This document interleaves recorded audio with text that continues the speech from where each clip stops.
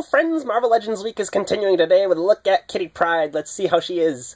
So with a name like Kitty, you would think Kitty Pryde's powers would have something to do with cats, but that's not the case. She can phase through matter, and that's always kind of confused me because, like, why doesn't she fall through the ground? Well, I guess she can concentrate enough that her feet are solid, and then her feet go in solid in between steps, you know, and she just, like, when her foot's in the air, it's solid, or it's not solid, and that can go through the walls. It's all very confusing. You know what's even more confusing is apparently in the comics, for a long time, Kitty was naturally intangible and had to concentrate to become tangible, which is so insane because, like, you're concentrating on being solid while you're sleeping? You must, otherwise you'd fall through the bed and then to the center of the earth. That's got to be a terrible nightmare. Anyway, enough rambling. Let's look at the sculpt. A lot like the Phoenix figure, there's some very subtle abs in the abdomen, but this is a much different figure. I don't think this is a reused sculpt at all. It's a young teen body. There's not a lot of detail to it. I like the wrinkles in the gloves here, especially. If we look at the face, I love that face. Kitty's supposed to be like the youngest member of the X-Men, like a teenager. I think she's 14 when she joins. She's probably not 14 anymore, but this is definitely like a young teenage face, and I got no problems with it. It looks really great. Moving on to the paint. The paint's terrific. I see some very subtle pink on the lips that's perfectly clean. No problems with the eyes, like Phoenix. Below the neck, you look at the body, and it's just yellow paint on the black figure. This is very clean all over, with one exception, and that's right above the right hip here. There's little speckles of yellow, but nothing major. The boots are just painted on. There's no sculpted lines there, but it doesn't really bother me, because the gloves are sculpted. Pretty great paint. So Kitty has some awesome articulation. If we start at the head, she's got a ball joint on a hinge for her neck. I love these joints. This is how it's done, Marvel Legends. Looking at you, Mattel, you don't know what you're doing. She's got hinge and swivel shoulders, hinge and swivel elbows, hinge and swivel wrists. Everything's like hinge and swivel. There's no cut at the top of the glove. She has diaphragm joint, gets great range.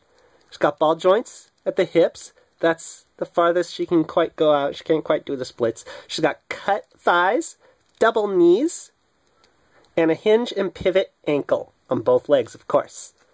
Great articulation. Ooh, your head. This was, of course, the figure before I took it out of the packaging, and I gotta say I love yellow as a choice for the X-Men packaging. If you look at the character artwork, you remember in the Phoenix review I said I think the character artwork we got for the face was better than the face we got on the figure. Here I think the face is better than the character artwork. At least the hair is better. I don't like this hair so much as I like the hair on the figure, though. On the back, you see the other figures in the wave. There's not too much to the packaging that you haven't seen before. It's very nice. No problems with it. And now it's accessories time. Like all the figures in this wave, Kitty comes with a Build-A-Figure piece, the arm of Juggernaut, and wow, Juggernaut's going to be big. Hopefully I can find all the figures in this wave and build them and then do a review. Let me know if you guys want to see a review of Juggernaut when he's done. And then, strangely, she comes with the head of Magneto. I guess there's a comic storyline out there where Kitty beheaded Magneto, or maybe she assumed Magneto's identity and wore his helmet. It's an alternate head for her? Maybe? Yeah. Well, it fits on there.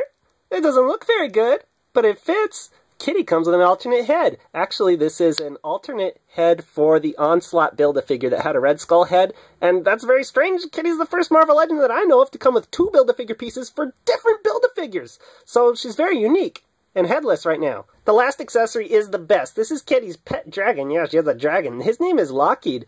Kitty kidnapped this dragon from an alien planet. Maybe she rescued it, I guess.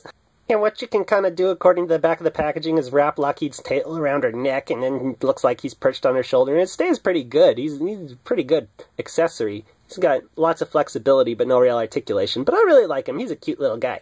Scale time! Now Kitty is supposed to be the youngest and therefore shortest member of the X-Men, and yet she stands at 6¼ inches tall somehow, so she's a little out of scale, I think.